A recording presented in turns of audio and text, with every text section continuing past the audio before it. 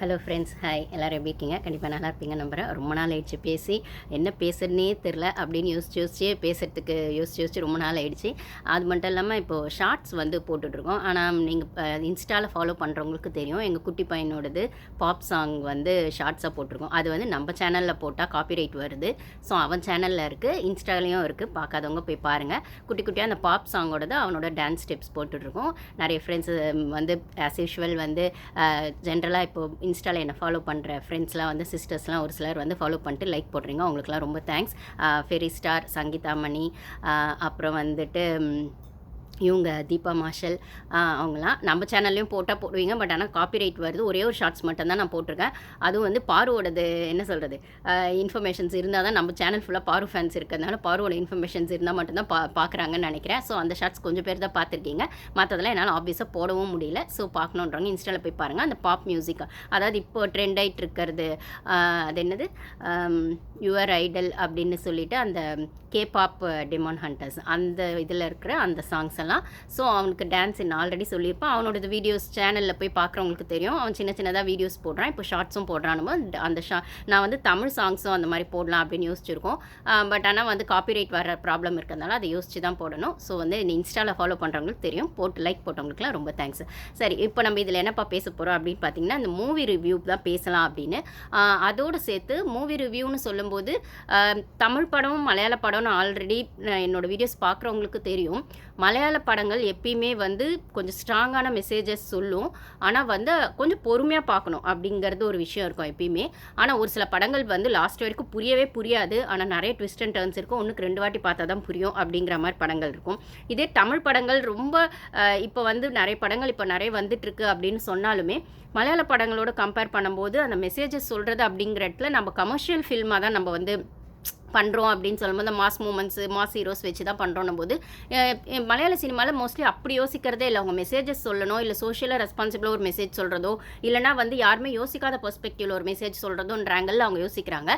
So மலையாள industry அப்படின்னு வர இடத்துல அவங்களோட பட்ஜெட் வந்து கம்மியாக தான் இருக்கும். பட் ஆனால் அவங்களோட அந்த ரைட்டிங், அதான் இதில் வந்து மெயின் டிஃப்ரென்ஸாக நான் என்ன பார்க்குறேன்னா, தமிழ் படங்களில் டைரக்டர் அண்ட் ரைட்டர் அப்படிங்கிற மாதிரி ரெண்டுமே ஒருத்தராக இருக்கிற பட்சத்தில், எப்பயுமே ஒருத்தரே வந்து 4 வேலை செஞ்சால் என்னதான் எல்லா வேலையும் செய்வாங்க, மல்டி டாஸ்கிங்னு சொன்னாலுமே கொஞ்சம் அந்த பொட்டென்ஷியல் 1க்கு 100% போடுறதுக்கும் 50-50 போடுறதுக்கும் டிஃப்ரென்ஸ் இருக்கும். ஏதோ ஒரு இடத்துல அது 48, 49 ஆகிடும், இன்னொன்று 51 ஆயிரும் அப்படின்னு சொல்லும்போது, ஸோ இந்த வேலையை தனியாக அந்த வேலையை தனியாக செய்யும் போது அதுக்கான பவரே தனி தான் அப்படின்னும் போது, ஸோ மலையாளத்தில் வந்து பார்த்திங்கன்னா ரைட்டர்ஸ் தனியாக, டைரக்டர்ஸ் தனியாக தான் இருப்பாங்க. ஒரு படம் எடுத்திங்கன்னா டைரக்டர் இவங்க, ரைட்டர் இவங்க அப்படின்னு சொல்லுவாங்க. ஆனால் நம்ம வந்து மோஸ்ட்லி வந்து தமிழ் படங்களில் டைரக்டர் அண்ட் ரைட்டர் 2 பேருமே ஒருத்தர் அப்படின்ற இடத்துல கொஞ்சம் ஏதோ ஒரு இடத்துல நம்ம இன்னும் கொஞ்சம் அதை இம்ப்ரூவ் பண்ணால் நல்லாயிருக்கும் அப்படிங்கிறது தான் என்னோட ஒப்பீனியன்.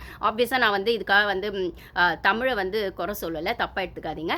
ஆனால் மலையாள படங்களில் இருக்கிற அந்த ஒரு இன்னும் கொஞ்சம் அவங்க யோசிக்கிற அந்த ஆங்கிளில் ரைட்டரை தனியாக வச்சு யோசிச்சா இன்னுமே நம்ம வந்து நல்ல படங்கள் கொடுக்க முடியும் அப்படிங்கிறது தான். ஸோ அந்த ஆங்கிளில் வந்து இப்போ நான் 2 படத்தை கம்பேர் பண்ணி பேசலாம் அப்படின்னு தான். மலையாள படம் வெஸ்ட் தமிழ் படம் அப்படின்னு சொல்லும்போது, இந்த டாக்ஸ் பற்றின படம் தான் இது. வந்து ஈகோ அப்படிங்கிற மாதிரி நீங்கள் பார்த்துருப்பீங்க. EKO, அது ஈகோவான்னு கூட ப்ரொனவுன்ஸ் பண்ண முடியாத மாதிரி ஒரு கன்ஃபியூஷனான ஒரு வேர்டு தான். ஸோ அந்த வார்த்தைக்குரிய படமாக ஒரு படம் வந்துச்சு மலையாள படத்தில். இது வந்து நவம்பர் 2025 வந்துச்சு. கிட்டத்தட்ட 3-4 மாதம் ஆயிடுச்சு.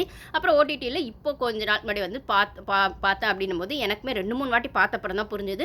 அந்த கிளைமேக்ஸில் இருந்த ட்விஸ்ட் வந்து புரியவே இல்லை. 2 வாட்டி பார்க்கும்போது தான் புரிஞ்சு. என் ஹஸ்பண்ட் அவர் தனியாக பார்த்துட்டு அதுக்கப்புறம் 2 பேரும் உட்காந்து பேசும்போது தான் ஸோ இவ்வளோ இதில் இருக்கா அப்படிங்கிற மாதிரி இருந்தது. ஸோ அந்த டாக்ஸோட பெர்ஸ்பெக்டிவ் வச்சு அந்த டாகை வந்து பெட் அனிமல்னு மட்டும் நம்ம யோசிச்ச இடத்துல ஃபன்னாக யூஸ் பண்ணியிருப்போம். இல்லை அந்த டாகுக்கான அந்த கிராட்டிடியூட் அப்படிலாம் யோசிச்சிருப்போம். ஆனால் அந்த டாகை வந்து ஒரு வைல்டு அனிமலாக காட்டுற அளவுக்கு இல்லை, வைல்டாக வந்து அதை எப்படி வளர்க்குறோமோ அதை பொறுத்து அது வந்து எப்படி வேணால் மாறும், அதோட குணம் அது வளர்கிற சூழ்நிலையை பொறுத்து மாறும் அப்படிங்கிற மாதிரி, இல்லை வளர்க்குறவங்களோட மனநிலைமையை பொறுத்து அது மாறும், அவங்க அது எப்படி வளர்க்குறாங்க அப்படிங்கிறத வச்சு ஒரு சூப்பரான ஒரு ஃபேண்டாஸ்டிக்கான ஒரு ஃபிலிம் தான் EKO. ஸோ இந்த ஆங்கிள்கே நம்ம தமிழ் ஃபிலிமுக்கு வந்தோம்னா இப்போ சூப்பராக ஒரு படம் வந்திருக்கு. இதை சூப்பர்னு சொல்கிறதா ஃபீல் குட் மூவின்னு சொல்கிறதான்னு எனக்கு தெரில. லக்கி தி சூப்பர் ஸ்டார்னு ஜிவி பிரகாஷ் சார். ஸோ எனக்கு இது 2 படத்தையும் யோசிச்சு பார்க்கும்போது இதை நான் ரீசெண்டாக இப்போ 2 நாள் முன்னாடி தான் பார்த்தேன். ஸோ இது வந்து ஜியோ ஹாட்ஸ்டாரில் ஓடிடிலேயே வந்துருச்சு லக்கி தி சூப்பர் ஸ்டார். இது மலையாள மூவி ஒரு 3 மந்த்ஸ் முன்னாடி வந்துச்சு அப்படின்னு சொல்லும்போது, இதில் தமிழ் படத்தில் நம்ம அந்த டாக்ஸை வச்சு காட்டின விதம் ஃபீல் குட் மூவியாக ஒரு நல்ல ஒரு ஃபேமிலி ஃபன்னு ஒரு ஃபேண்டசி ஃபில்மாக அதை எடுத்திருக்காங்க. எக்கோ அப்படிங்கிற அந்த படத்தில் வந்து அதை வந்து நம்ம யோசிக்க முடியாத ஆங்கிளுக்கு அந்த படத்தை கொடுத்துருக்காங்க அப்படின்னு தான் சொல்லணும். ஃபஸ்ட்டு நம்ம ஜிவி பிரகாஷ் சார் படத்தை பற்றி பேசிடுவோம். இது வந்து எல்லாருமே சொல்கிறாங்க ரொம்ப சுமாரான படம் தான், காமெடி மாதிரி காட்டியிருக்காங்க, ஆனால் ரொம்ப சுமாரான படம், இன்ட்ரெஸ்டிங்காக இல்லை, இல்லைனா வந்துட்டு ஜிவி பிரகாஷ் சார் வந்து அந்த படத்தில் அவருக்கான எந்த மாஸ் எலிமெண்ட்ஸும் இல்லை. அப்புறம் வந்து ஹீரோயினா வந்து அனஸ்வரா ராஜன் அவங்க பண்ணியிருக்காங்க, அவங்களுக்கும் பெருசாக எந்த ரோலும் இல்லை. ஸோ படம் வந்து இன்ட்ரெஸ்டிங்காக போகல அப்படிலாம் சொல்லும்போது, நான் அதில் மெயினாக வந்து ஹேட்ஸ் ஆஃப் வந்து அது டேரக்டர் யாருன்னு பார்த்தீங்கன்னா உதய் மகேஷ். இது டேரக்டர். எனக்கு வந்து ஒரு படம் பேசணும் அப்படின்னும் போது ஃபஸ்ட்டு அந்த டேரக்டரை சொல்லிடணும். நம்ம ஹீரோ ஹீரோயின் ஆப்வியஸாக தெரிஞ்சிடும், இல்லை லீட் ரோல் இருக்கவங்க தெரிஞ்சிடும். பட் ஆனால் அந்த ஸ்கிரிப்டுக்கு பின்னாடி இருக்க ரைட்டரோ டேரக்டரோ அவங்களுக்கான ரெகக்னேஷனை கொடுக்கணுன்றது தான் என்னோட ஒப்பீனியன். ஏன்னா நம்ம ஒரு ஜஸ்ட் ஒரு படத்தை ஒரு 1 hour 2 hours பார்த்துட்டு நல்லா இருக்கு நல்லா இல்லைன்னு சொல்லிடுறோம். பட் ஆனால் அந்த கதையை கொண்டு வந்து அதை எக்ஸிக்யூட் பண்ணி அதை வந்து ரிலீஸ் பண்ணுறதுக்குள்ள ஒரு டேரக்டரோட கஷ்டம் எவ்வளோ அப்படிங்கிறது அந்த இடத்துல இருந்து பார்க்குறவங்களுக்கு தான் தெரியும். அந்த யூனிட் அதுக்கு பின்னாடி நிறைய யூனிட் இருக்காங்க, அந்த யூனிட் மெம்பர்ஸ்க்கும் அந்த அப்ரிசியேஷன் போய் சேரும். பட் ஆனால் நம்மளுக்கு கண்ணுக்கு தெரிஞ்சு டேரக்டரோடது தான் அந்த ஒரு படத்தோடது ஃபுல்லாக அங்கே உட்காருது, அந்த கண்டென்ட் உட்காருது, இல்லை அந்த கண்டென்ட் ரீச் ஆகுது ஜனங்களுக்குன்னு சொல்லும்போது அவங்க போட்ட எஃபர்ட்டுக்கான ஒரு ரெக்கக்னேஷனாக அட்லீஸ்ட் ஒரு படத்தை பேசும்போது அந்த டேரக்டர் பேரை சொல்லணும் அப்படிங்கிறது தான். ரொம்ப சுமாரான படமாக இருந்தாலுமே அதுக்கான ஒரு எஃபர்ட் அவங்க போட்டிருக்காங்கன்னா அதுக்கான பேர் அந்த ரெகக்னேஷனுக்கு சொல்லணும் அப்படின்னு. ஸோ இந்த படத்தோட டேரக்டர் உதய் மகேஷ். இவர் என்ன சொல்ல ட்ரை பண்ணியிருக்காரு அப்படின்னு பார்க்கும்போது, படம் பார்த்தா ஃபீல் குட் மூவி, இன்ட்ரெஸ்டிங்காக இல்லை மாஸ் எலிமெண்ட்ஸ் இல்லைன்றது கூட ஓரளவுக்கு ஒத்துக்கலாம். பட் ஆனால் அவங்க சொல்ல வந்த அந்த முக்கியமான மெசேஜை நான் ஹெட்ஸ் ஆஃப் என்ன பண்ணோன்னு பார்த்தேன்னா, ஆர்டிசம் குழந்தைங்களுக்கான விஷயமா இந்த படத்தை எடுத்து பேசியிருக்காங்க. விச் இஸ் வெரி குட் அப்படின்னு தான் சொல்லணும். ஏன்னா அந்த குழந்தைங்களை வந்து அந்த பேரண்ட்ஸ் பார்த்துக்கிற விதமோ இல்லை அவங்க மனசுக்குள்ளே எவ்வளோ பெயின் இருந்தாலும் அதை காட்டாமல் அந்த குழந்தைங்களுக்கான அந்த கேரை கொடுக்குற விதமோ, அந்த எக்ஸ்ட்ரா கேர் கொடுத்து அந்த அட்டென்ஷன் கொடுத்து அந்த குழந்தைங்களுக்கான அந்த விஷயத்தை அந்த கம்ஃபர்ட் ஜோன் அந்த குழந்தைங்களுக்கு எப்படி வச்சுக்கணும் அப்படிங்கிற. ஏன்னா நிறைய பேருக்கு அந்த ஆட்டிசம் அப்படிங்கிறது புரிதலே இல்லாமல் அந்த படத்தை இப்படி ஒரு குழந்தை அதனால் வந்து அந்த குழந்தைக்காக அந்த ஒரு படத்தை எடுத்த மாதிரி இருக்குது, ஒரு நாயை சுற்றி தான் அந்த படம் இருக்குது, அந்த நாயை தேடுறாங்க, நாய்க்குட்டியை தேடுறாங்க அப்படின்னு ஜஸ்ட் லைக் தட் சொல்லிடுறாங்க. இல்லை, ஒரு ஸ்ட்ராங்கான டெப்த்தான மெசேஜை தான் வந்து டைரக்டர் இதில் சொல்லியிருக்காரு. ஒரு ஆட்டிசம் குழந்தைக்கான அந்த விஷயத்தை எவ்வளோ அழகாக ஒரு ஃபன் எலிமெண்ட்ஸோட அந்த குழந்தைக்கான அந்த கம்ஃபர்ட் ஜோனில் சிரிக்கிற தன்மையோட ஃபன் எலிமெண்ட்ஸ் நான் சொல்லும்போது அந்த நாய்ங்களெல்லாம் வச்சு நாய்ங்களுக்கு வாய்ஸ் ஓவர் மாதிரி கொடுத்து அதில் வாய்ஸ் ஓவர் கொடுத்தது பார்த்தீங்கன்னா நம்ம சரளா மேடம், கோவை சரளா மேடம் கொடுத்துருக்காங்க, மொட்டை ராஜேந்திரன் சார். இன்னும் ஒருத்தரோட வாய்ஸ் எனக்கு டக்குன்னு தெரியல, நீங்கள் படம் பார்த்தீங்கன்னா எனக்கு கமெண்ட்ஸில் பண்ணுங்கள். ஸோ அவங்க வாய்ஸில் அது வரும்போது நாய்ங்கள்லாம் பேசும்போது அந்த டாக்ஸோட அந்த மைண்ட் வாய்ஸ் அது பேசும்போது அதெல்லாம் காமெடியாக இருக்குது, பார்க்கும்போது ஃபன் எலிமெண்ட்ஸாக இருக்குது. ஸோ அதோடு சேர்த்து அந்த குழந்தையாக நடித்தது யாருன்னு பார்த்தீங்கன்னா மேகா உமேஷ். அவங்களுமே இன்டர்வியூஸ்லாம் கொடுத்துருக்காங்க, அந்த குழந்தையும் கொடுத்துருக்காங்க அப்படின்னு சொல்லும்போது ரொம்ப நல்லா அந்த குழந்தைய ஆட் பண்ணியிருப்பாங்க. ஸோ அந்த ஆப்டிசம் அப்படிங்கிற குழந்தைங்களுக்கு பார்த்தீங்கன்னா அவங்களுக்குன்னு ஒரு தனி உலகம் இருக்கும். அவங்க மற்றவங்களோட மிங்கிள் ஆகிறத விட அவங்க ஒரு தனி உலகத்தில் இருப்பாங்க. அவங்க ஒரு தனி உலகத்தில் இருப்பாங்க. அவங்க வந்து ஒரு இமேஜினேஷனான ஒரு வேர்ல்டில் தான் அவங்க இருப்பாங்க. அதாவது அவங்களுக்கு என்ன பிடிச்சோ அவங்களா கற்பனையில் ஒரு சின்ன நாய்க்குட்டியோ ஒரு சின்ன பொம்மையோ ஏதோ ஒன்று உருவாக்கிட்டு அது கூட விளையாடுற மாதிரி அது கூட பேசுகிற மாதிரி அவங்க உலகத்துக்குள்ளேயே இருப்பாங்க. அந்த குழந்தைங்களுக்கான விஷயங்கள் பார்த்திங்கன்னா வந்து அவங்களுக்கு வந்து அவங்க ஒரு மைண்டில் ஒன்று வச்சுருக்காங்க அப்படின்னும் போது அவங்களுக்கு அதை ஈஸியாக கன்வே பண்ண தெரியாது மற்ற குழந்தைங்க மாதிரி. ஸோ அவங்களுக்கான எக்ஸ்ட்ரா அட்டென்ஷன் கொடுத்து தான் அந்த குழந்தைங்களுக்கான கம்ஃபர்ட் ஜோனில் அந்த பேரண்ட்ஸ் பார்த்துக்கணுன்னா முதல்ல அந்த பேரண்ட்ஸ்க்கு ஹேட்ஸ் ஆஃப் சொல்லணும். ஸோ அந்த பேரண்ட்ஸ் படமாகவும் அந்த குழந்தைங்களுக்கான படமாகவும் தான் இந்த படத்தை நான் பார்க்குறேன். இந்த மெசேஜை எப்படி வந்து அந்த நாய்ங்களாம் ஜாலியாக அந்த ஃபன்னாக வச்சுட்டு ஒரு ஃபேமிலி ஒரு என்வரான்மெண்ட்டுக்குள்ளே ஒரு ஃபீல் குட் மூவியாக டைரக்டர் கொடுக்கலான்னு யோசித்து ரொம்ப ட்ரை பண்ணி தான் இந்த மெசேஜை சொல்ல வந்திருக்காரு. பட் ஆனால் இந்த ஒரு மெசேஜை வந்து ரீச் பண்ணவே விடாமல் நிறைய ரிவ்யூவர்ஸ் என்னென்னா ஜஸ்ட் வந்து அது வந்து படம் இன்ட்ரெஸ்டிங்காக இல்லை, நாய்ங்களை மட்டும் வச்சு எடுத்துட்டாங்க, ஜிவி பிரகாஷ்க்கு பெரிய ரோல் இல்லை அப்படின்ற மாதிரி சொன்னார். அவர் சொல்ல வந்த விஷயமா அந்த ஆட்டிசம் குழந்தைங்களுக்கான விஷயமாகவும் அவங்களுக்கான பேரண்ட்ஸுக்கான அந்த பெயின்ஃபுல்லை அவங்க எப்படி அந்த விஷயங்களை வந்து கோ த்ரூ பண்ணுறாங்க, அந்த சேலஞ்சஸை ஹேண்டில் பண்ணுறாங்க அப்படிங்கிற விஷயமாக தான் டைரக்டர் அதை சொல்ல முயற்சி பண்ணியிருக்காரு. அதை வந்து அது எமோஷ்னல்குள்ளே போகாமல் அந்த சென்சிட்டிவான விஷயத்தை காமெடி ஜோன்லேயும் அந்த ஃபேக்ட் ஜோன்லேயும் ஒரு மூவிக்கான கமர்ஷியல் எலிமெண்ட்ஸோடவும் சேர்த்து கொடுத்துருக்காரு அப்படிங்கிற மாதிரி தான் நான் இந்த படத்தை பார்க்குறேன். ஸோ இதை வந்து என்ன சொல்கிறது, அப்போ வந்து அந்த குழந்தைங்களுக்கு வந்து அது அவங்க இப்போ இந்த ஃபார் எக்ஸாம்பிள் இந்த படத்தில் வச்சுக்கோங்க, வச்சுக்கோங்களேன். அந்த குழந்தை வந்து ஒரு சின்ன ஒரு நாய் பொம்மையே வச்சு விளையாடிட்டு இருப்பா. அப்புறம் ஒரு பீரியடுக்கு அப்புறம் வந்து பார்த்தா, அந்த இடத்துல அந்த குழந்தைக்கான தாய் மாமாவா வந்து ஜிவி பிரகாஷ் வராரு. தேவதர்ஷினி மேடம் தான் வந்துட்டு அந்த குழந்தைக்கான அம்மா. சுப்பு சார் வந்து அப்பா. ஸோ அவங்க தேவதர்ஷினியோட தம்பியா வந்து ஜிவி பிரகாஷ் வரும்போது, அம்மாவ விடவும் அந்த குழந்தை மேல அவர் தான் தாய் மாமா, அவர் தான் பாசமா இருக்காரு. ஸோ டாக்டர்ஸ் வந்து அந்த குழந்தைக்கு எக்ஸ்ட்ரா அட்டென்ஷன் வேணும். வேற ஏதோ ஒரு கம்பேனியன் அந்த குழந்தைக்கு இருந்தா நல்லாருக்கும். தங்கச்சியாவோ, தம்பியாவோ யாரோ இருந்தா நல்லாருக்கும் அப்படின்ற மாரி ஸ்டார்ட்டிங்கே சொல்றாங்க. தேவதர்ஷினி கிட்டயும், அவங்க ஹஸ்பண்ட் கிட்டயும். இல்ல இன்னொரு குழந்தை பெத்துக்க முடியாது அப்படிங்கிற சூழ்நிலையில அவங்க தேவதர்ஷினி மேம் இருக்கிறதுனால, கடவுளே இவளுக்கு ஏத்த ஏதோ ஒரு கம்பெனி எனக்கு குடுப்பாரு. அத நாங்க முடிஞ்ச அளவுக்கு அந்த ஆங்கிள்ல நாங்க பார்த்துக்கிறோம். அவளுக்கான விஷயத்த கடவுளே பண்ணட்டும். யாரோ ஒரு நல்ல ஃப்ரெண்ட் கிடைக்கிறது, ஏதோ ஒரு கம்பெனி அவளுக்குன்னு கிடைக்கிறது கடவுளே ஏற்படுத்துவாருன்ற மாரி அவங்க ஹோப் வைக்கிறாங்க. ஸோ அப்போ வந்து அந்த குழந்தை வந்து பொம்மைய ஒண்ணே வச்சு விளையாடிட்டு இருக்கா. ஸோ அந்த இடத்துல தான் ஒரு நாய்க்குட்டிய எடுத்துட்டு வந்து அந்த குழந்தைகிட்ட குடுத்து, அந்த நாய்க்குட்டி கூட க்ளோஸ் ஆகுற மாரி ஜிவி பிரகாஷ் செய்றாரு. அப்புறம் அந்த நாய்க்குட்டி ஒரு டைம்க்கு அப்புறம் காணாம போயிடுது. அப்புறம் அந்த அந்த நாய்க்குட்டிய தேடி தான் அந்த கதை போகுது அப்படின்னு சொல்லும்போது, அந்த நாய்க்குட்டி எப்படி வந்துச்சு அப்படிங்கிறதுக்கு ஸ்டார்ட்டிங்கே ஒரு விஷயம் சொல்றாங்க. அதுதான் கோவை சரளா மேடம் வாய்ஸ்ல நாய்க்கு ஒரு நாய்க்கு மொட்டை ராஜேந்திரன், இன்னொரு நாய்க்கு வந்து கோவை சரளா மேம் வாய்ஸ், இன்னொருத்தருங்களுக்கு. ஸோ 2, 3 காமெடியன்ஸோட வாய்ஸ்ல தான் அந்த படமே ஸ்டார்ட் ஆகுது. ஸோ ஜஸ்ட் லைக் தட் வந்து ஒரு ஒரு நாய் வந்து ரோட்ல குட்டி போட்டுச்சு அப்படின்னா, ஜஸ்ட் லைக் தட் பார்த்துட்டு போயிடுவோம். இல்லன்னா அது ஒரு விஷயமா கூட கன்சிடர் பண்ண மாட்டோம். ஆனா இந்த படத்துல அதையுமே அதுங்களுக்கும் வலி இருக்கும், அதுங்களுக்கும் பெயின் இருக்கும், அதுங்களுக்கும் எமோஷன்ஸ் இருக்குன்ற விஷயத்தையும் அழகா டைரக்டர் எடுத்து வச்சிருக்காரு. என்ன சொல்றது? விச் இஸ் வெரி ஃபேன்டாஸ்டிக் அப்படின்னு தான் சொல்லணும். அது அந்த ஆங்கிள்ல யோசிச்சு, அந்த இடத்துல அந்த நாய்க்கு அதோட குழந்தைங்க, அதோட குட்டிங்க எவ்வளோ முக்கியமோ, அப்படிதான் வந்து ஒரு அம்மாக்கும் அவங்கவங்க குழந்தைங்க முக்கியம் அப்படிங்கிற ஆங்கிள்க்கு அத கொண்டு வந்து லிங்க் பண்ணி சொன்ன விதம் ரொம்ப நல்லா இருந்தது அப்படின்னு தான் சொல்லணும். ஸோ அந்த ஸ்டார்ட்டிங்ல அந்த நாய் வந்து அந்த டெலிவரி ஆகும்போது, அந்த மழைலாம் ஒரே மழையா இருக்கு. அப்ப அந்த இடத்துல அந்த நாய் வந்து அந்த வலியோட அந்த குழந்தைங்கள அதான் அந்த குட்டீஸ வந்து பண்ணும்போது, பெத்தெடுக்கும்போது, மழை வெள்ளத்துல வந்து 2, 3 குட்டிங்க அடிச்சுட்டு போயிருது. ஒரு குட்டிய மட்டும் தான் அந்த நாயால காப்பாத்த முடியுது. ஸோ அந்த டாக் வந்து அததான் லக்கி அப்படின்னு சொல்லி அது பண்றாங்க. அந்த அந்த நாய் வந்து நீ தான் எனக்கு லக்கி அப்படின்னு சொல்லி தான் அந்த அந்த பெரிய நாய் வந்து அந்த குட்டி நாய பாதுகாத்துட்டு வருது. ஸோ ஒரு பீரியட்ல அது தொலைஞ்சு போய் தான் ஜிவி பிரகாஷ் கையில கிடைக்குது. ஜிவி பிரகாஷ் கையிலேருந்து இந்த பொண்ணு கையில அந்த ஆட்டிசம் சைல்டு கையில அது வளருது. அப்புறம் ஒரு பீரியட்ல அங்கருந்து அது தொலைஞ்சு போய் பொலிட்டீஷியன் கிட்ட போயிடுது. அந்த பொலிட்டீஷியன் ஒரு இடத்துக்கு அது பாஸ் ஆயி போகும்போது, அந்த நாய் வந்து அங்கங்க வந்து ஒருத்தர் கை மாறி போகும்போதும், பாஸ் ஆயி போகும்போதும், அது வந்து லக்கின்ற மாரி ஒரு இடத்துல மீன் பண்ணிர்றாங்க. அந்த நாய்க்குட்டி எங்க இருக்கோ, அங்க ஏதோ ஒரு மேஜிக் நடக்குது. அங்க ஏதோ ஒரு லக்கா வந்து ஒருத்தங்களுக்கு ஒண்ணு நடக்குது அப்படின்னு சொல்லும்போது, அவங்கவங்களே அந்த நாய்க்குட்டிய வச்சுக்கணும் அப்படின்னு யோசிக்கிற இடத்துல, அது ஒரு பொலிட்டீஷியன் கிட்ட போகுது, கவுன்சிலர் கிட்ட போகுது, அப்படி இப்படின்னு போய் சிஎம் கிட்ட போகுது, அப்படி இப்படின்னு போய் அதுக்கப்புறம் லாஸ்ட்டா கிளைமேக்ஸ்ல எப்படி ஆகுது அப்படின்னும்போது, ஒரு பக்கம் தன்னோட குட்டிய தொலைச்ச இந்த பெரிய நாயும் வந்து வந்து தேடிட்டு இருக்கு. அப்போ ஒரு இடத்துல இந்த அபார்ட்மெண்ட்ல தான் தன்னோட குட்டி நாய் இருக்குன்னு தெரியுது. ஆனா அது எல்லார்கிட்டயும் கை மாறிட்டு இருக்கு அப்படின்னும்போது, அப்போ அந்த அந்த கோவை சரளா அந்த அந்த பெரிய நாய் அம்மா நாய் கூடவே அந்த ஃப்ரெண்டா இருக்கிற அந்த மொட்டை ராஜேந்திரன் இன்னொரு நாய் எல்லாமே சேர்ந்து அந்த நாயை எப்படி தேடுது, லாஸ்ட்ல எப்படி காப்பாத்துறாங்க. அப்புறம் இந்த இந்த பொண்ணுக்கு வந்து அந்த நாய் டக்குன்னு அந்த ஆட்டிசம் குழந்தைங்க வந்து அவங்க வச்சிட்டு இருக்க அந்த ஒரு பொருள் வந்து இல்ல அவங்க ரொம்ப கம்ஃபர்ட் ஜோனா யோசிச்சுட்டு இருக்க அந்த ஒரு பொருள் தொலைஞ்சு போயிட்டாலோ, இல்ல வந்து அத வந்து குடுக்க மாட்டேன். நான் இப்போ ஒரு பொம்மை யோசிச்சேன்னா, அந்த பொம்மைய குடுக்க மாட்டேன் அப்படின்னு சொன்னா ரொம்ப ஸ்டபர்னா ஆயிடுவாங்க. அந்த ஒரு விஷயம் தான் வந்து டைரக்டர் வந்து ரொம்ப ரொம்ப சென்சிட்டிவா இந்த படத்துல சொல்ல வராரு. அந்த இடத்துல அந்த டாக்டர் சொல்றாங்க. அப்போ வந்து அவங்க ரொம்ப ஸ்டபர்ன் ஆகுறாங்க அப்படின்னும்போது, அவங்களுக்கான கம்ஃபர்ட் ஜோன்ல அவங்க இருந்துட்டா ஸ்டபர்ன் ஆக மாட்டாங்க. அதுக்கேத்த மாரி பார்த்துக்கோங்கன்னு சொல்லும்போது, அந்த நாய்க்குட்டி வந்து ஃபர்ஸ்ட் ஸ்டார்ட்டிங்ல ஜிவி பிரகாஷ் எடுத்துட்டு வந்து குடுக்கும்போதே வந்து, அவள்கிட்ட இருந்த அந்த அடமன்ட், ஸ்டபர்ன்லாம் மாறி கொஞ்சம் ஓரளவுக்கு கேஷுவலா நடந்துக்க ஆரம்பிக்கிறா அவளோட பிஹேவியர்ல. ஒன்ஸ் அது தொலைஞ்சிடுச்சுன்னும்போது திருப்பி பழைய மாரி அடமன்ட்டா ஆயிடுறா.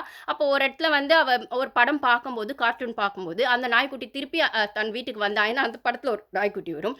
அது தன் வீட்டுக்கு வந்துடுற மாரி அவளா கற்பனை பண்ணிக்கிட்டு அதான் அவங்க ஒரு வேர்ல்ட்ல இருப்பாங்க. அவங்களுக்கான ஒரு தனி உலகத்துல. ஸோ அது கற்பனை பண்ணிட்டு அந்த நாய்க்குட்டி வீட்ல இருக்க மாரி அந்த கார்ட்டூன் பார்த்த உடனே அவளுக்கு அப்படி தோணி, அந்த நாய்க்குட்டி வீட்ல உலாத்துற மாரி அது கூடவே போயிட்டு படிக்கட்டுலேருந்து கீழ விழுந்துருவா அந்த குழந்தை. அதுக்கப்புறம் அவ ட்ரீட்மெண்ட்டுக்காக திருப்பி போகும்போது ஹாஸ்பிட்டல்ல இருக்கும்போது இவளுக்கு வந்து அந்த அந்த ஒரு நாய் லக்கின்னு தான் அத கூப்பிடுறாங்க அந்த நாய. அந்த குட்டி நாய் அந்த பப்பிய. ஸோ அது அது அப்ப அந்த அவ ஹாஸ்பிட்டல்ல இருக்க அந்த டைம்ல எப்படியாவது எடுத்துட்டு வந்து தன்னோட அக்கா குழந்தைக்கு இந்த பப்பிய வந்து எடுத்துட்டு வந்து குடுத்துடணும். ஜிவி பிரகாஷ் தேடிட்டு இருக்கிறது தான் நாயை தேடி அப்படிங்கிற மாரி நிறைய ரிவ்யூஸ் போடுறாங்க. ஓகேங்களா? ஆனா அதுக்கு பின்னாடி இவ்ளோ டெப்த்தான ஒரு எமோஷன்ஸ் இருக்கு. அந்த ஒரு பெரிய நாய் வந்து தன்னோட சின்ன நாய்க்குட்டிய தேடுறதும், அம்மா வந்து அந்த அப்பா, அம்மா வந்து இந்த குழந்தை வந்து நார்மல் இல்லன்னு தெரிஞ்சுமே, அந்த குழந்தைக்கான கம்ஃபர்ட் ஜோன்ல அத எப்படி வச்சுக்கிறது அப்படின்னும்போது, இல்ல அவ நார்மலா தான் இருக்கா, அப்படிலாம் ஒண்ணும் இல்ல அப்படின்ற மாரி அவளுக்கான பாசத்த அந்த தாய்மாமா காட்டுற விதமும், அந்த அந்த குழந்தைங்களுக்கான அந்த கம்ஃபர்ட் ஜோனு, அந்த ஃபேண்டஸியான அந்த உலகத்துல அவளுக்கே உரிய அந்த உலகத்துல அவ எவ்வளோ கம்ஃபர்ட்டா அவள வச்சுக்க முடியும்னு அந்த பேரண்ட்ஸ் யோசிக்கிற விதமும், ஆனா உள்ளுக்கு வலி இருக்கு, வெளிக்கு காமிச்சிக்காம, அவ என்னைக்கோ ஒரு நாள் சரியாயிடுவா அப்படின்ற நம்பிக்கையில இருக்கும்போது, அப்போ அந்த நாய் வந்து திருப்பி கிடைச்சிட்டா, அது இன்னுமே அவங்களுக்கான ஹோப்ப ஜாஸ்தி இன்க்ரீஸ் பண்ணும் அப்படின்னு சொல்லும்போது, அந்த அந்த விஷயங்கள ரொம்ப அழகா டைரக்டர் வந்து சென்சிட்டிவாவும், ரொம்ப எமோஷனலா இல்லாம, அதே சமயத்துல கமர்ஷியலையும் சேர்த்து, ஃபன் எலிமெண்ட்ஸையும் சேர்த்து, அந்த ஹீரோயிசம்க்கான விஷயங்கள அந்த நாய்க்குட்டி மாறி மாறி போகும்போது, அங்க எப்படி போய் ஜி. பிரகாஷ் வந்து அத கூட்டிட்டு வராரு அப்படிங்கிற விதமும், அந்த 4, 5 நாய் சேர்ந்து இந்த நாய்க்குட்டிய தேடுற இடத்துல அந்த மைண்ட் வாய்ஸ்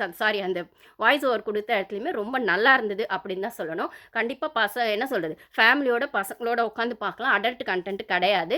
அதே சமயத்துல அந்த நாய்க்கான அந்த வாய்ஸுங்கலாம், அந்த ஃபன் எலிமெண்ட்ஸ்லாம் கோவை சரளா மேம்லாம் குடுத்தது தான் டாப் நாச்சுன்னு சொல்லணும். அந்த வாய்ஸ் ஓவர், அப்புறம் மொட்ட ராஜேந்திரன் குடுத்தது, இதெல்லாம் தான் வந்து அந்த படத்துக்கான அந்த காமெடிய வந்து ஒரு பெட் அனிமலோட சேர்ந்து குழந்தைங்களோட உட்காந்து பார்க்கறதுக்கான விஷயமா அந்த படத்த ரொம்ப நல்லாவே கொண்டு போயிருக்காங்க அப்படின்னு தான் சொல்லணும். அப்புறம் ஒரு இடத்துல வந்து அந்த நாய்க்குட்டி கிடைச்ச உடனே வந்து எடுத்துட்டு வந்து தன்னோட அக்கா குழந்தைகிட்ட குடுக்கலாமா அப்படின்னு யோசிக்கிற இடத்துல அவர் வந்து சொல்றவர் ஜி. பிரகாஷ் சொல்வாரு.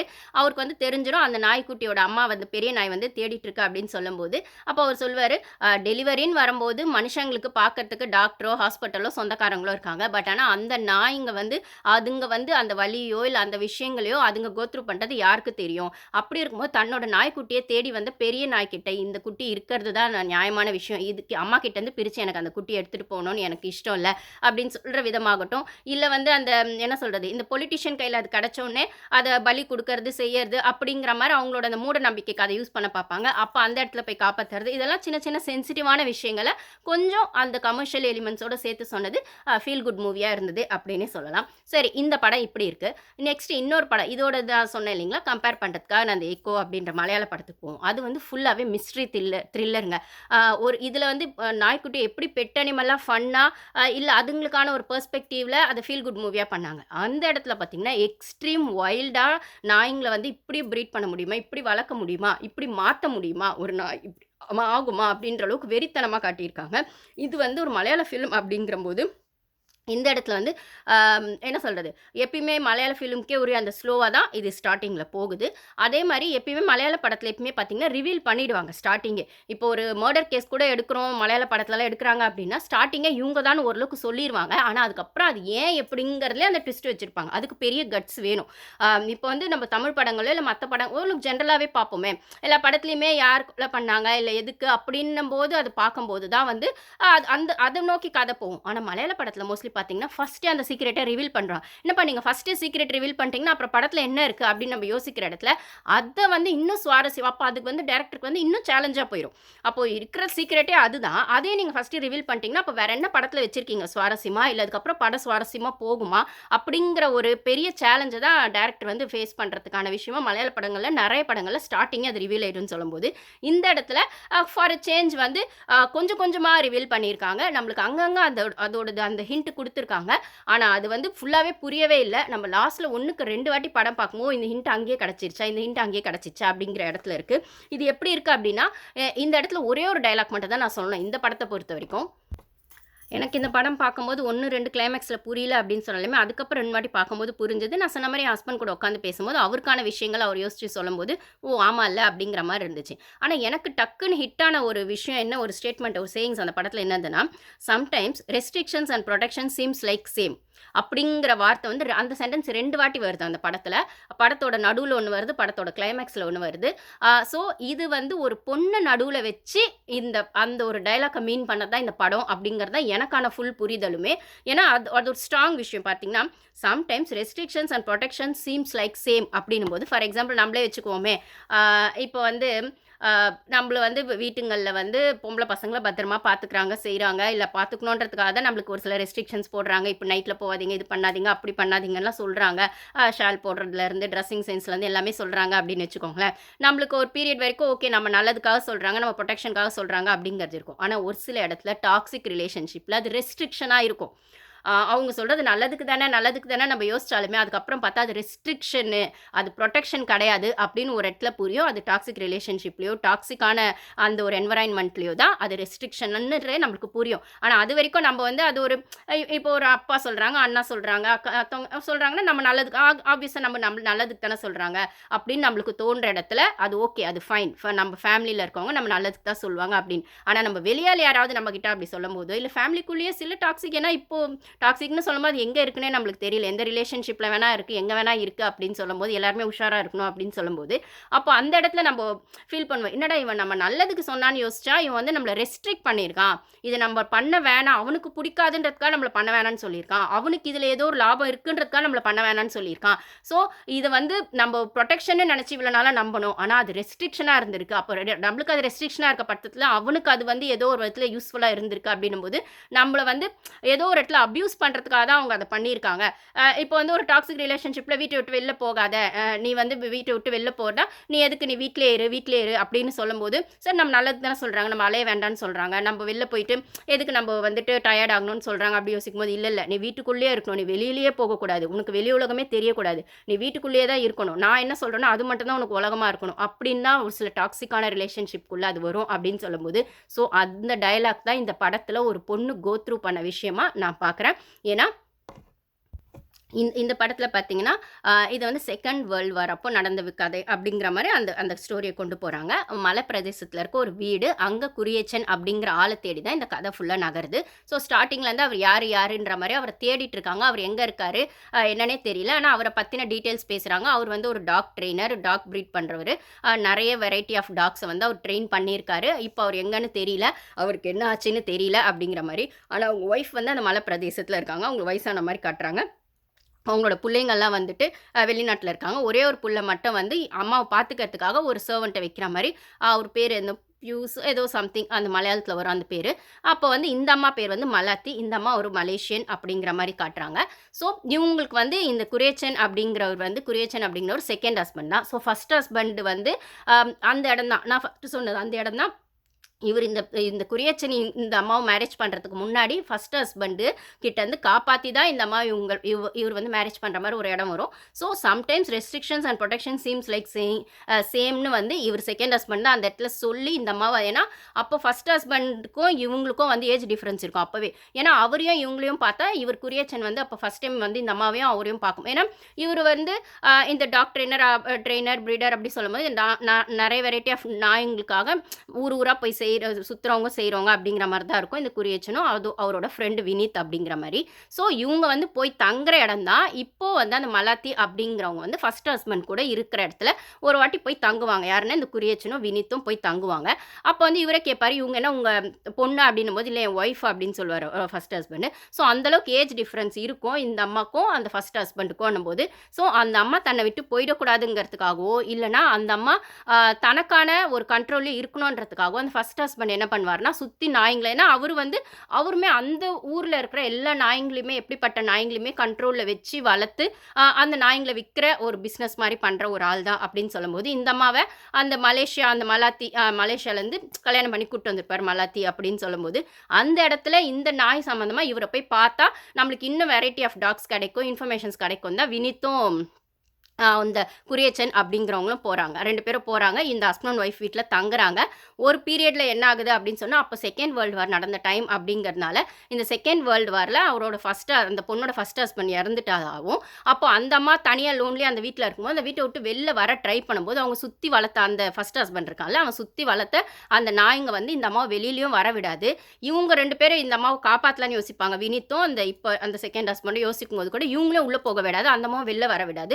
அப்படி அந்த அம்மாவை காலை பிடிச்சி கூட கடிச்சிடும். அப்போ தான் வந்து எப்படியாவது அந்த அம்மா அப்போ வந்து இவங்க தான் வந்து எப்படியாவது அந்த அம்மா அங்கே வந்து கூட்டு போகலாம் அப்படின்னு பார்த்தா அந்த நாய்ங்க விடவே விடாது. அவங்களும் வெளில வர முடியாது அந்த அம்மாவும், இவங்களும் உள்ளே போய் அந்த அம்மாவை காப்பாற்ற முடியாதுன்ற மாதிரி அந்த அம்மா வெளில வந்தாலே உருன்னு எல்லா நாயும் வெறி பிடிச்ச மாதிரி காலை கடிச்சு வச்சிடும். அந்த அம்மா அந்த வலியோடவும் அந்த அவஸ்தையோடையுமே அந்த ஒரு வீட்லேயே இருப்பாங்க. அதுக்கப்புறம் ரொம்ப நாள் அங்கேயே 2-3 நாள் இருந்து அந்த நாய்ங்களை சாவடிச்சுட்டு அந்த அம்மாவை அங்கேருந்து காப்பாற்றி கூட்டிகிட்டு வந்து தான் அந்த குரியச்சன் அந்த செகண்ட் ஹஸ்பண்ட் வந்து மேரேஜ் பண்ணி அந்த அம்மா கூட குடும்பம் நடத்துகிறார் அப்படிங்கிற மாதிரி மாதிரி தான் கதை.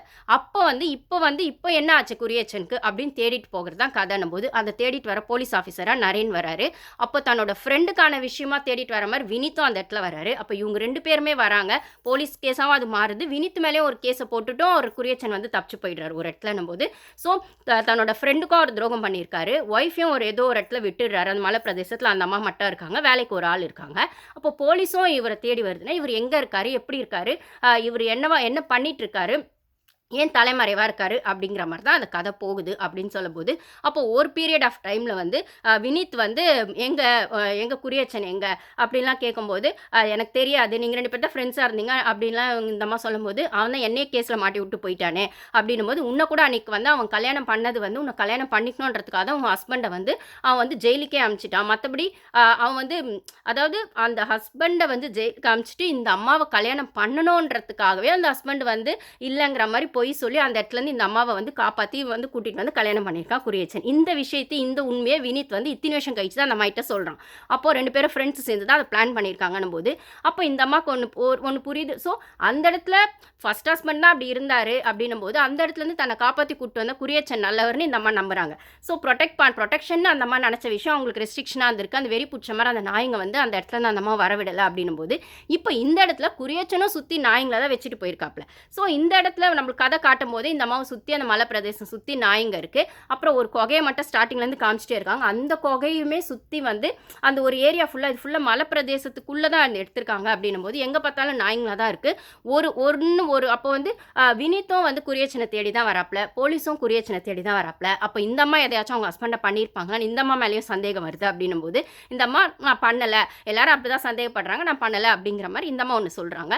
அப்போது இந்த அம்மாக்கோ துரோகம் பண்ணிவிட்டு ஃப்ரெண்டு கூடவும் ஒத்துமையாக இல்லாமல் அவன் என்ன தான் பண்ணிட்டு இருக்கான், அவன் நல்லவனா கெட்டவனா அப்படிங்கிற மாதிரி தான் கதை போகுது.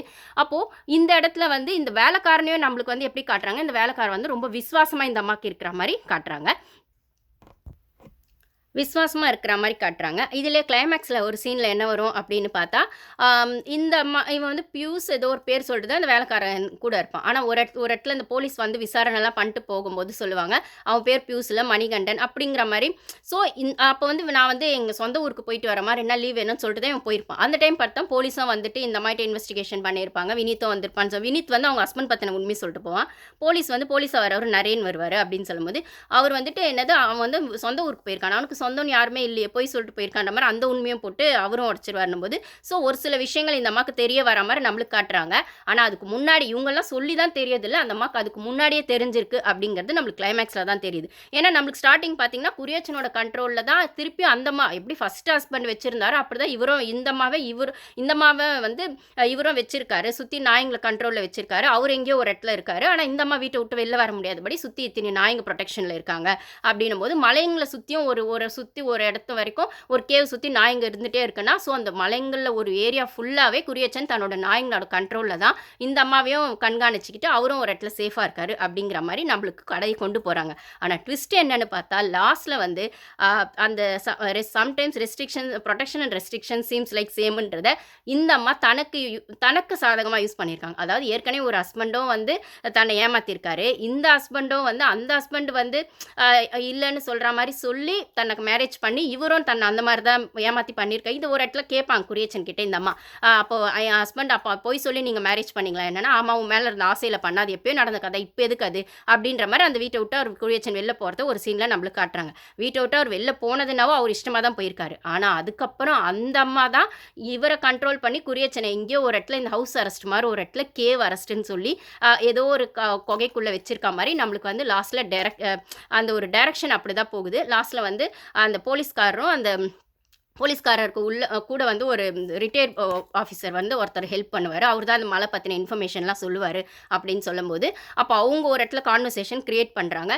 இப்போ வந்து குரியச்சன் வந்து அவர் அந்த அம்மாவும் கண்ட்ரோலில் வச்சுருக்காரா, இல்லை அவர் வந்து யாரோட கண்ட்ரோல்லே இருக்காரா அப்படின்ற ஒரு கொஸ்டினை நமக்கு எழுப்பும்போது, இந்த இடத்துல அதே சேமாக வந்து இந்த அம்மா வந்து தன்கிட்ட வேலை செஞ்சுட்டு இருந்தான். அவன் வந்து ஊருக்கு போயிட்டு வந்துடுவான். வந்தோடனே என்ன ஊருக்குள்ளே போயிட்டு வந்துட்டேன், உன் பேர் அந்த பேர் வந்து நீ பொய்யான பேர் வச்சு மணிகண்டன் அப்படின்றத காமிச்சு சொல்லிடுவாங்க. சொன்னோடனே அவனுக்கு தெரிஞ்சிடும், கண்டுபிடிச்சிட்டிங்களா அப்படிங்கிற மாதிரி.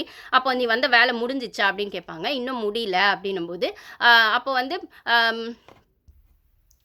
அப்போ வந்து அவன் உஷாராயிடுவான். ஸோ என்ன பத்தி எல்லா உண்மையும் உங்களுக்கு தெரிஞ்சிருச்சான்ற மாரி அவன் உஷாராயிடுவான் இவங்க கேட்ட கேள்வியிலே. அப்ப நீ வந்து வேலை முடிஞ்சுச்சான்னு இந்த அம்மா கேட்கும்போது, இல்ல அப்படின்னும்போது, தேவைப்பட்ட என்னையும் நீ சாவடிச்சுருவியா? அப்படிங்கிற மாரி அவங்க கேட்பாங்க. தேவைப்பட்டா நான் அதையும் பண்ணுவேன். அப்படிங்கிற மாரி இவன் பதில் சொல்லுவான். அப்ப இவன் யாருக்கு உண்மையா இருக்கான் அப்படின்னு பார்த்தா, இவன் குரியச்சனுக்கு உண்மையா இருக்கான் அப்படிங்கிறது தான். இவங்களோட இன்னொரு ஒரு பையன் தான் வந்து இவங்கள வேலைக்கு வச்சிருப்பாங்க அம்மாவ பார்த்துக்கிறதுக்காக. ஸ்டார்ட்டிங்ல இவங்ககிட்ட இந்த அம்மா கிட்ட அவ்ளோ விசுவாசமா ஏன்னா அவங்களுக்கு உடம்பு சரியில்லாத மாரி தான் ஸ்டார்ட்டிங் காட்டுவாங்க. ரொம்ப பால் மட்டும் தான் குடிச்சிட்டு இருக்காங்க. ரொம்ப வந்துட்டு ரொம்ப சென்சிட்டிவா இருக்காங்க. 2 பேரும் வந்து ஏன்னா ஒரு வாட்டி அவங்க புள்ளையே வந்து சொத்துக்காக சண்டை போடும்போது வந்து, அ "நீ வந்து அவன எதுவும் தப்பா பேசாத. வேலை செய்றவன் மாரி அவன் தான் என்ன பார்த்துக்கிறான்." அப்படிங்கிற மாரி அந்த வேலைக்காரனுக்கு சப்போர்ட் பண்ணி தான் இந்த அம்மா வந்து பேசுவாங்க அப்படின்னு சொல்லும்போது, அந்த வேலை செய்ற அந்த பையனுக்கு. ஸோ அவ்ளோ உண்மையா இருக்கவன், இப்ப வந்து யாருக்கு உண்மையா இருக்கான்றது அந்த அம்மாக்கு தெரிஞ்சு போயிரும். ஏன்னா குரியச்சன எல்லாரும் தேடுற மாரி இவனும் தேடிட்டு தான் இருப்பான். ஏன்னா குரியச்சன் தான் இவனுக்கான ஒரு மாஸ்டர் அப்படின்னு சொல்லலாம். ஏன்னா வந்து இந்த அம்மாவே சாவடிச்சுறதுக்கு கூட அவன் ரெடியா இருக்கான் அப்படின்னு சொல்லும்போது, அப்போ வந்து அவன் என்ன சொல்லுவான்னா, அந்த அந்த அந்த வேலையாள் என்ன சொல்லுவான்னா, சம்டைம்ஸ் ஒரு நாய்க்கு ஒரு மாஸ்டர் தான் இருக்க முடியும் அப்படின்னும்போது, இவன் நன்றி விசுவாசத்தோட இருக்கிறது யாருக்குன்னு பார்த்தா குரியச்சனுக்கு தான். எல்லாரும் தேடுற மாரி குரியச்சன இவனும் தேடிட்டு தான் இருக்கான். போலீஸ் யாராவது அவங்க தேடி வந்தாலோ, இல்ல குரியச்சன டார்கெட் பண்ணி யாராவது அவங்க பழைய விரோதிங்க, ஸோ நெறைய அந்த மாரி யாராவது வந்தாலுமே, அவங்கள வந்து இவன் டார்கெட் பண்ணி சாவடிச்சுடுறான். அப்படின்லாம் பார்க்கும்போது, இவன் குரியச்சனுக்கு தான் உண்மையா இருக்கான். குரியச்சன பத்தின விஷயங்களையோ, இல்ல குரியச்சனுக்கு இந்த அம்மாவால ஏதோ ஆபத்து வருமோன்றதுனாலயோ தான், இவன் வந்துட்டு இங்க வந்து இந்த அம்மாவுக்கான கண்காணிச்சிட்டு இருக்கான் அப்படின்னு சொல்லும்போது, ஒரு பீரியட்ல இப்ப இந்த அம்மாக்கு எல்லா உண்மையும் தெரிஞ்சிடுச்சு அப்படின்னும்போது, இந்த அம்மாவ சாவடிக்கலாம் அப்படின்னும்போது, இவன் பேக்லேருந்து கத்தி எடுக்கிற மாரி தான் அந்த கிளைமேக்ஸ் வருது. அப்ப பார்த்தா இந்த அம்மாவ சுத்தி இருக்கிற அந்த நாய்ங்க வந்து கொலைக்குது அப்படின்னும்போது, இப்ப இவனுமே அந்த கண்ட்ரோல்ல மாட்டிக்கிட்டான். அப்போ ஆக்சுவலா வந்து என்ன இருக்குன்னா, ஒரு இடத்துல ரெஸ்ட்ரிக்ட் பண்ணப்பட்ட அந்த அம்மா, இப்ப அத தனக்கான புரொடெக்ஷனா மாத்திக்கிட்டு, சுத்தி இருக்கவங்களுக்கான ரெஸ்ட்ரிக்ஷனா அத மாத்திடுறாங்க. அப்ப சுத்தி இருக்கவங்களுக்கு ரெஸ்ட்ரிக்ஷன் அது போகும்போது, இந்த அம்மாக்கான புரொடெக்ஷனா தான் அங்க இருக்க நாய்ங்க இருக்குன்னும்போது, இந்த அம்மா தான் வந்து அந்த கேவ்ல ஏதோ ஒரு இடத்துல அந்த மலை அந்த அந்த வீட்ட விட்டு போனதுனோ குரியச்சன் அவரா தான் போனாரு. ஆனா, அவரா போய் ஏதோ ஒரு கேவ்க்குள்ள தங்கியிருக்கலாம். அங்க சுத்தி மலைங்க இருக்கறனால தண்ணிக்கு பிரச்சனை இல்ல. ஃபுட்டும் இங்கருந்து அந்த அம்மா எப்பலாம் தேவைப்படுதோ, எப்ப குடுக்கணும்னு நெனைக்கிறாங்களோ, அப்ப இந்த நாய்ங்க வழியா தான் குடுத்து அனுப்புறாங்க. ஸோ நாய்ங்க மொத்தம் இந்த அம்மாக்கு தான் உண்மையா இருக்கு இப்போ. அப்படியே கதை ரிவர்ஸ் ஆயிடுச்சு அப்படின்னும்போது, இத வந்து அந்த போலீஸ்காரர் வந்து அந்த ரிட்டயர்ட் போலீஸ் ஆஃபீசர் கிட்ட 2 பேர்கிட்டயும் அவங்க 2 பேரும் அவங்க கான்வர்சேஷன் கார்ல கிரியேட் பண்றாங்க. இங்க இந்த வேலையாளுக்கும், இந்த அம்மாக்கும் நடுவுல இந்த கான்வர்சேஷன் கிரியேட் ஆகுதுன்னா, இப்போ மொத்த கண்ட்ரோலும் இந்த அம்மா கையில இருக்கணும். இந்த அம்மா அந்த பைனாகுலர் வச்சு அந்த பார்க்குற மாரி அந்த இருக்கிற அந்த கிளைமேக்ஸ்ல கூட என்ன இருக்குன்னா, அப்போ இங்க இருந்துகிட்டே அந்த குகையில ஏதோ ஒரு இடத்துல அவர கேவ் அரஸ்ட்ல வச்சிருக்காங்க இந்த அம்மா. சுத்தி அங்க இருக்கிற நாய்ங்களும் இந்த அம்மாவோட கண்ட்ரோல் தான். இந்த அம்மா வீட்ட சுத்தி இருக்கிற நாய்ங்களும் இந்த அம்மா கண்ட்ரோல் தான். இப்ப இந்த வேலையால இந்த அம்மாக்கு உண்மையா இல்லன்னா, இந்த நாய்ங்க வந்து இவர வந்து என்ன வேணா பண்ணும், கடிச்சிரும், என்ன வேணா பண்ணும் அப்படிங்கிற இடத்துல இந்த வேலையாளும் மாட்டிக்கிட்டான் அப்படின்னும்போது, ஸோ ஒரு இடத்துல தன்னை ரெஸ்ட்ரிக்ட் நம்ம ஏமாத்தப்பட்டிருக்கோம்னு தெரிஞ்ச அந்த அம்மா இன்னொரு வாட்டி ஏமாறாம, இல்ல மறுபடியும் ஏமாத்தப்பட்டிருக்கோம், செகண்ட் ஹஸ்பண்டால ஏமாத்தப்பட்டிருக்கோம்னு தெரிஞ்சோனே, அத தனக்கான புரொடெக்ஷனா மாத்திக்கிறாங்க. தன்னை ஏமாத்தின ஹஸ்பண்ட வந்து ரெஸ்ட்ரிக்ட் பண்ணி ஏதோ ஒரு இடத்துல அடைச்சு வச்சிருக்காங்க. அவரே இவங்களோட கண்ட்ரோல்ல இருக்காரு. இந்த நாய்ங்களும் இந்த அம்மாக்கு தான் விசுவாசமா இருக்கு அப்படிங்கிறத ட்விஸ்ட்ட தான் போலீஸ் கண்டுபிடிக்கிறாங்க அப்படின்னும்போது, இதுதான் இந்த கதைக்கான அந்த ஒரு கன்டென்ட்டா இருக்கு. ஸோ இது வந்து போலீஸ் வந்து டைரக்ட்டா நம்மகிட்ட சொல்லவே இல்ல. இந்த அம்மா தான் எல்லாத்துக்கும் காரணம் அப்படின்ட்டு. ஆனா இன்டைரக்ட்டா அவங்க பேசுற அந்த விஷயங்கள் நம்மளுக்கு அத தான் கன்வே பண்ணுது. இப்ப இந்த வேலையாளும் அந்த அம்மாகிட்ட மாட்டிக்கிட்டாரு. அந்த வேலையாள் இப்ப இந்த அம்மாக்கு எதிரா ஏதாவது செஞ்சா அந்த நாய்ங்க இவங்க இவங்க இவ இவன சும்மா விடாது. அப்புறம் அந்த குரியச்சனும் இந்த அம்மாவோட கண்ட்ரோல்ல தான் இருக்காங்க அப்படின்னும்போது, ஒரு பொண்ணு எவ்வளோ நாளைக்கு ஏமாந்துட்டு இருப்பா அப்படிங்கிறத விடவும், அவ ஏமாறுறான்னு அவ ரியலைஸ் பண்ணிட்டா, அவ அந்த அந்த விஷயத்தையே தனக்கான ஒரு வெப்பனாவா யூஸ் பண்ணுவா அப்படிங்கிற ஒரு ஸ்ட்ராங்கான மெசேஜும் இது சொன்ன மாரி இருக்கு. அந்த மலாத்தி அப்படிங்கிற ஆங்கிள்ல அந்த அந்த அம்மாவ வச்சு. ஸோ இதுக்கான டைரக்டர் பார்த்தீங்கன்னா, தின்ஷித் அயத்தன். நான் ஆல்ரெடி சொன்ன மாரி இதோட ரைட்டர் பார்த்தீங்கன்னா, பாகுல் ரமேஷ் அப்படின்னும்போது, அவங்களும் நெறைய பேட்டிஸ்லாம் குடுத்துருக்காங்க மலையாளத்துலன்னு சொல்லும்போது. ஸோ நான் இந்த 2 படத்தையும் யூஸ் பண்ணி